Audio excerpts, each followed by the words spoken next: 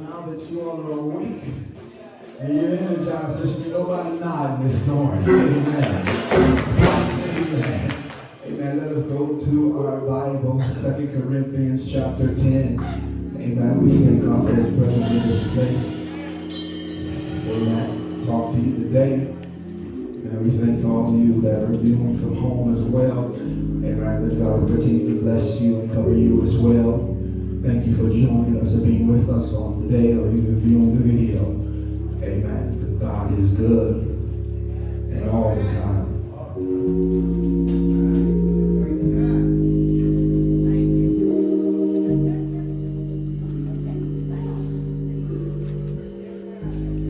Amen. 2 Corinthians chapter 10. Precious Father, in the name of Jesus, we bless your name, oh God. We thank you for what you've done. We ask your team to bless this house. We ask you, God, to bless everyone that's under the sound of my voice. I ask you to bless your preached word. God, allow yourself to decrease and you increase. When it's all said and done, that you will get the glory. In Jesus' name, we pray and ask it all. Thank God. Amen. Amen. 2 Corinthians chapter 10, verses 1 through 6. I'm reading New King James Version.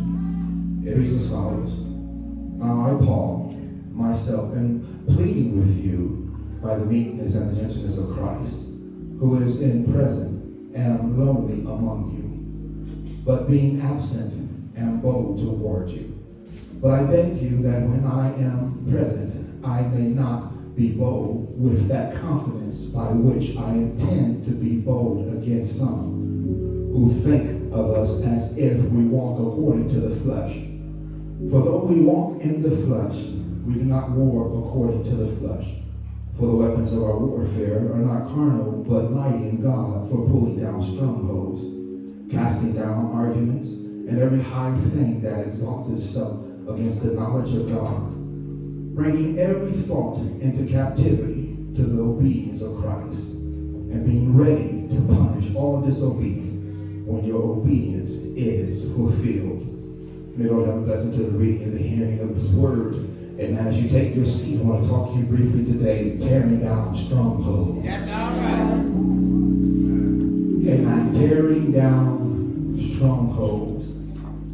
When we hear that title, we understand that there are many strongholds maybe in our lives that has to be torn down. Amen. Sometimes it's difficult to tear things down because you get attached to it that much, and it's hard sometimes to let go. When we look at the word tearing down, it means complete destruction of a building, demolishing, leveling, raising, destruction, devastation, the termination of something by causing so much damage to it that it cannot be repaired or no longer exist. Strongholds that have to be torn down cannot exist. They have to be completely destroyed. And when we look at the word stronghold, a spiritual stronghold is a mindset.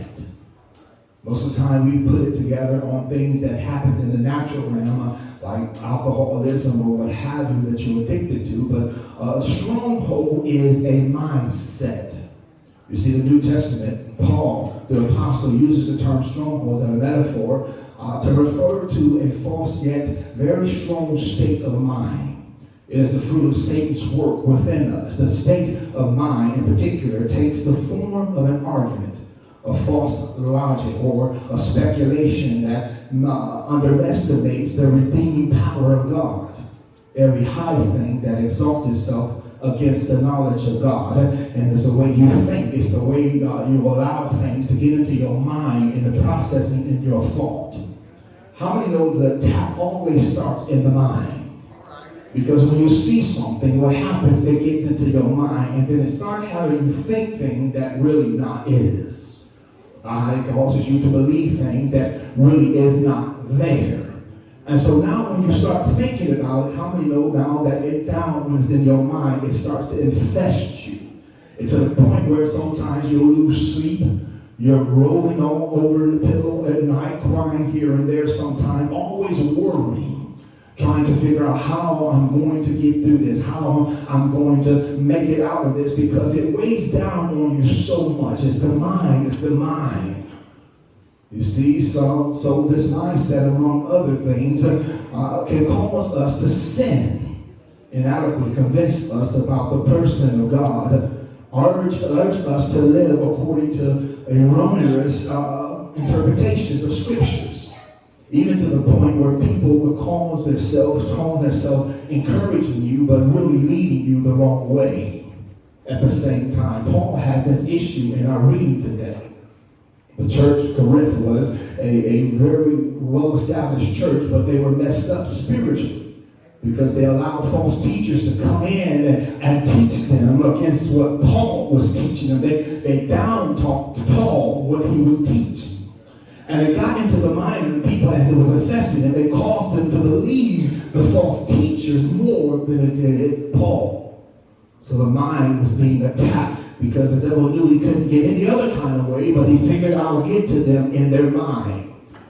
You see, so we find that as he thinks, what Proverbs 23:7 says, as he thinks in his heart, so is he. You see, the key word in this verse is thinks.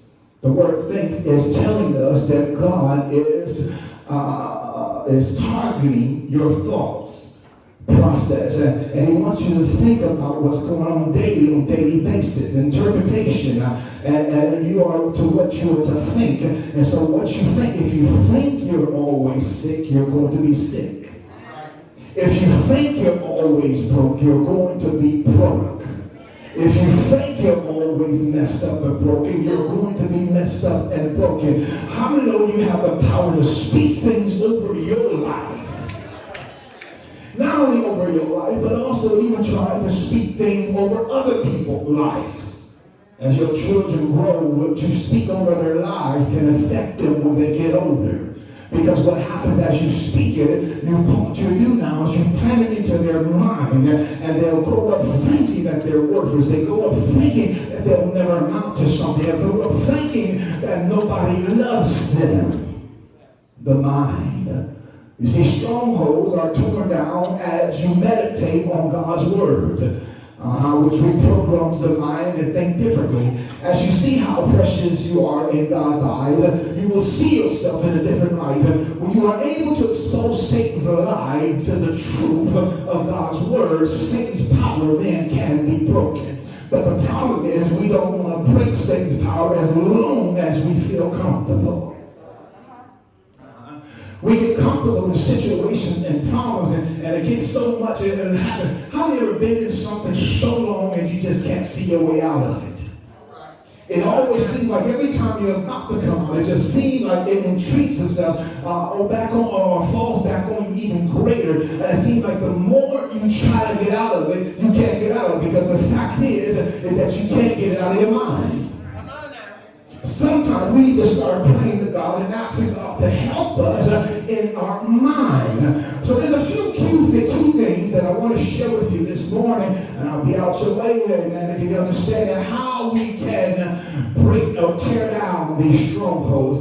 Number one is worship. Worship is to fall down before and bow down before. Worship is a state of spirit. The nature of Christ's worship is from the inside out, and the two equally important parts. We must worship in spirit and in truth. In other words, it's in my worship and my praise is when I got to spend time with God. Listen, when we praise God, we're not just doing it for show or fashion. Praise and worship breaks yokes and brings deliverance. Don't miss that. Praise and worship, amen, breaks yokes and brings deliverance. One of the first things the enemy does when we are facing difficulties or going through trials or tribulation is to play with the mind, as our mind is where the battle is to be won or lost. He will come and play with your mind, tell you that you're worthless, that you cannot accomplish this or that, or he will come and remind you of what you are currently facing. He loves it when you focus on the problem, what someone has said or did to you, and not upon God as in he had infiltrated himself in your mind and put the thoughts in that it will hold you captive. So we get ourselves held captive because of the fact that we're not worshiping or praising God enough. So if I praise and worship him, guess what? My thoughts on the issue and my problem will start to subside.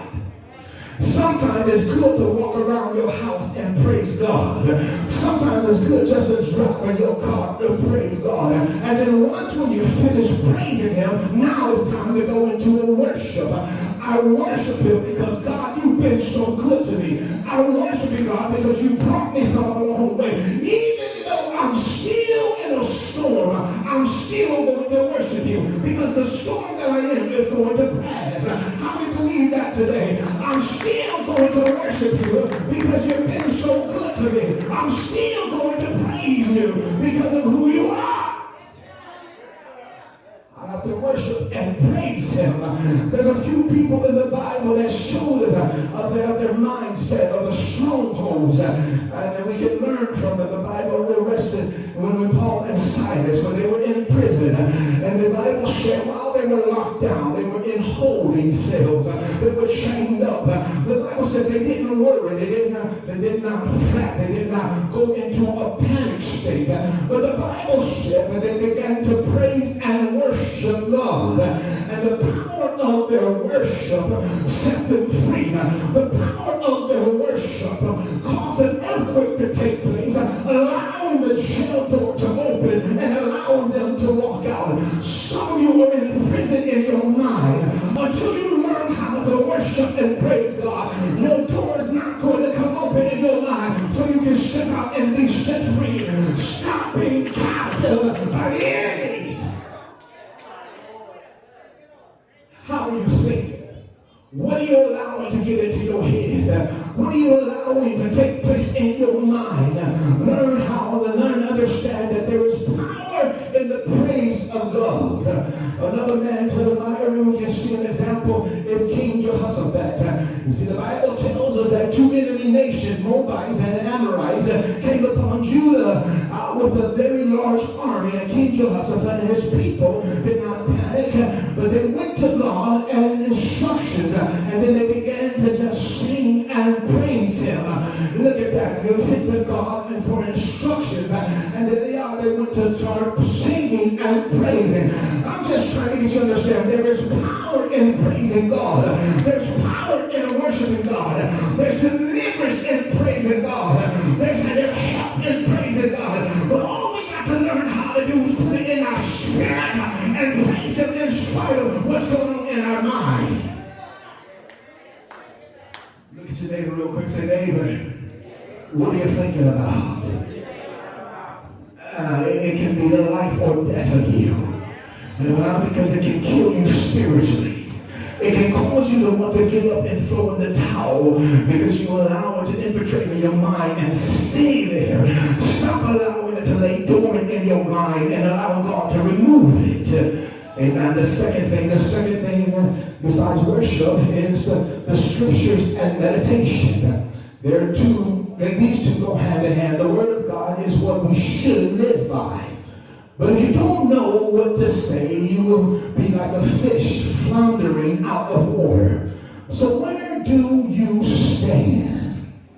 You see, there are many ways to learn the word of God, what God says in his word. But an easy way is to start by discerning just one scripture. Take the scripture and relate it to your life. It's all you got to do. You don't have to pull this and pull that. Just take one scripture that speaks to your heart and meditate on it. That's how you start. And as you start to meditate, listen, you got to learn how to feed your spirit.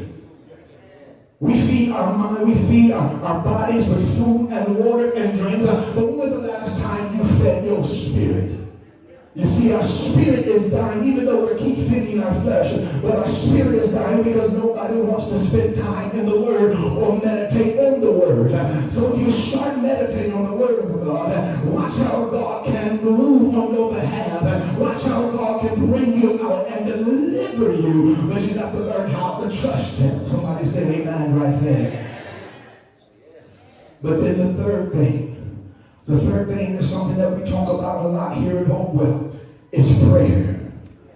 Spending time communicating with the Father is so important to your spiritual growth and knocking down those walls of Jericho. Come on, somebody. Y'all know how it was at that time in Jericho. Jericho wall was so high and it was fortified around the city. And Joshua and the men had to go and destroy the city. And so when they went there, you can imagine what their thoughts was and their things, their problem was. And they looking at it, and it was a defeat already by watching it. But God gave them a specific instruction. And the only way these walls, that's how our mind is, the only way these walls were going to come down is that they had to learn how to be obedient and follow the instructions of God. Amen. If you don't follow the instructions of God, you're going to miss something. Has anybody ever tried to put a puzzle together and you lost a piece and you couldn't find out where to go? And so what you do is you look at the box and try to figure out where it goes. Or maybe you have to put something together and they had all the instructions telling you this screw there and this screw here, this panel here, and you lay them all out. And sometimes you can lay them all out, but you try to put it together without following the instructions. And then by the time you got finished, you have some pieces still laying on the side. And now you decide to pick up the instructions. And you could have saved yourself a headache if you would have just followed the instructions from the beginning. But stop being so big-headed and learn how to follow instructions that God is giving you. And stop thinking that you can do it on your own. And start following the instructions that God has given you. And so when they saw the city, they figured out, we're not going to see how we're going to get through this wall. And so the Bible said they had to follow instructions. God told them, listen, to walk around the city 6 times. And on the 7th day, amen, you was then shout with a shout and sound the trumpet. But notice something, that the trumpet and the Ark of the Covenant was in the front. And the trumpets were being blown, amen, before the victory. And so most of the time, in the Old Testament, when a trumpet is blown, it's a sign of victory. But watch this.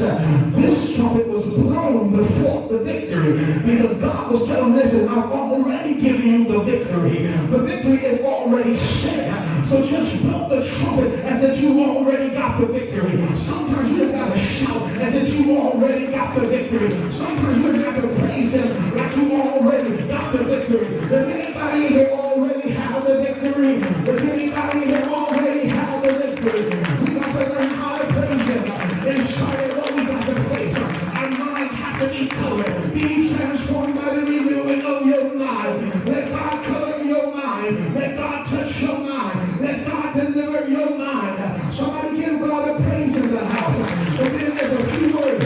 We got to learn how to root out. Root out means I can root out the old plants in my life and not of my Father. That his will will be done in my life. But sometimes we got to root out the things that God does not want in our minds. Somebody say root it out, God. Somebody say root it out, God. Listen, when you go to a garden, you got the root to pull the weeds out.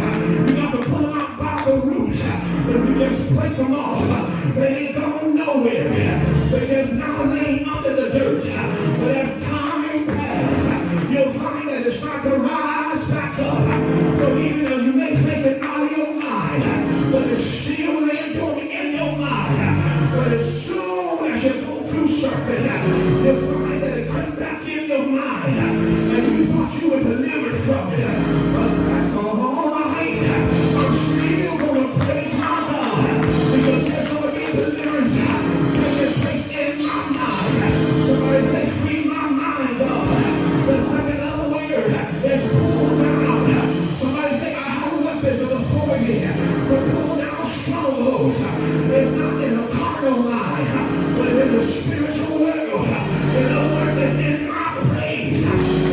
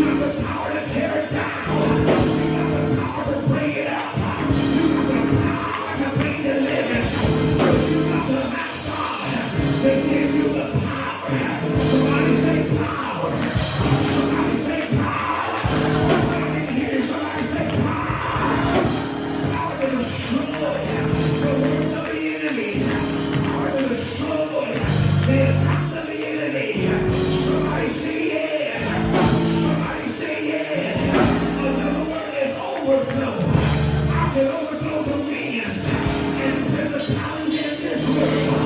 I don't have to lay down and take the cover.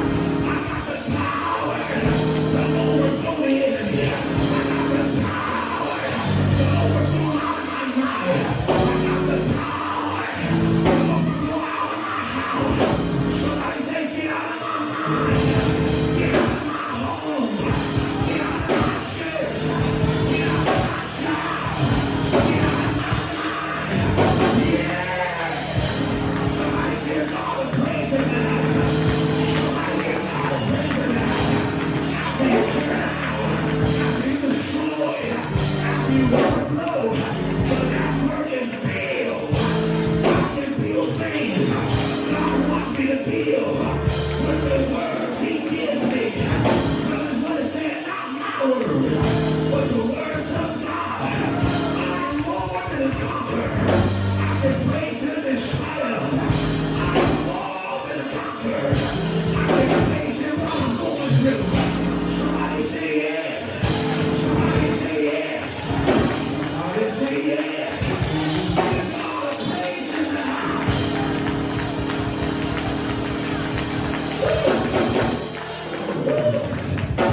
After I run out, after I pull down, after I destroy, after I overflow, now after I build up, the last word is plant. I can plant new. I can plant new things out of the old, and the whole all things is got to become new. My old ways is all gone. My old friends are all gone. My old sins is washed away. Somebody say yes. Somebody say yes.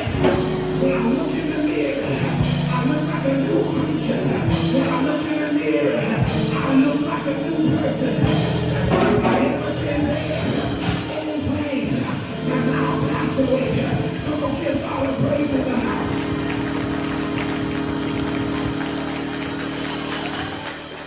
All things can become new because the mind, it has to start with the mind. Stop letting the enemy to infiltrate your mind because he'll mess your thought process up. He'll cause you losing sleep at night. He'll cause you thinking that God has given up on you. He'll get you thinking that folks are talking about you behind your back. He'll get you thinking that nothing's going to work out for you. So you need to cover your mind. Renew your mind in Christ. That's what He wants you to do, is renew your mind. Somebody give God the praise as you stand to your feet at this time. Turn down the strongholds. Turn down the strongholds in your life. Anything that has infiltrated your mind, your thought process, it's not because God says when you start with your mind, everything else that's in the natural is going to have to fall in place. Come on, somebody. It's going to have to fall in place. But you got to get your process, your thinking process straightened out first. Amen. Stop walking around thinking about this and that, and it's not even God's will. Just know God's will is greater than what your thought is. Come on, somebody. Amen, amen, amen. It's time to tear down the strongholds that may be infiltrated in your mind, in your life. Root them out. Destroy them. Overflow them. Amen. Tear them down. And once we let all that in, allow God to build and plant. I'm changing my way of thinking. I'm changing my way of thinking. Speak those things that they already was. Amen. If you feel you need to dance, come on, you got to learn how to walk around and say, I am blessed. I am blessed. All right, every time you wake up in the morning, open your eyes, say, I am blessed. I am delivered. I am healed. Speak it into your home. Speak it into your home. Speak it into your atmosphere. Don't you know that whenever you go into, if you're in a crowded room, and again, awesome people around you, it can take one person that walks that room that has a real hell of a day. But walk in the room and start with one person and then start to infest the whole room. Just trickling down. And then by the time everybody leaves out the room, try to figure out, it was a joyous time at that moment, but what happened? Because you allow the enemy to get into your mind. Don't allow the enemy to get into your mind. I don't care who it is. whether it's family, whether it's co-workers, or maybe even the saints in the church that you sit around. We have to learn how to let God discern things that goes into our mind and give it over to Him. As a child of God, we should not be losing sleep at night. As a child of God, we should not be walking around worrying day in and day out. Now, I understand we're going to worry sometimes, but if you worry about something on Monday, and if by the time Friday comes along, you're still worried about it, something's wrong. Something's wrong. It's time to get our minds right and give it over to God and allow God to have His way. Precious Father, in the name of Jesus, we bless your name today. We thank you, oh God, for what you've done. We ask you right now to touch our minds right now, God. If there's anything, oh God, that's not pleasing, we ask you right now to remove it. Change our way of thinking. Change our thought process. God, take control of our minds. When we know, God, the battle we're facing, oh God, we're pulling down strongholds, oh God, is through you, your Holy Spirit. It's not a carnal battle, but a spiritual battle that we're facing. So God, give us the strength. Give us the strength to stand and endure. Give us the strength to continue to lean on you and trust you through every process. Bless your people. Bless everyone that's under the sound of my voice. Touch the minds of your people. Set the captive free, oh God. Bring down the walls of Jericho in the minds of your people. We bless you today. We thank you. And we give you the glory. Bless every home, every household, oh God. Go into the homes. Bless your people. Bless every family. We speak blessings right now. We speak your Holy Spirit in the houses right now. We thank you. We give you the glory. In Jesus' name, we pray and ask it all. Thank God. Amen. Amen. We thank God for you all that are viewing at home. May God continue to keep you and bless you. Amen. You can give through our Givelify or our Cashapp. Amen. Just continue to stay prayerful. No, as we pray for you, continue to pray for us. Until we see you again, may God continue to keep you and heaven smile upon you. God bless you until we see you again. God bless you. Come on, give God a little praise.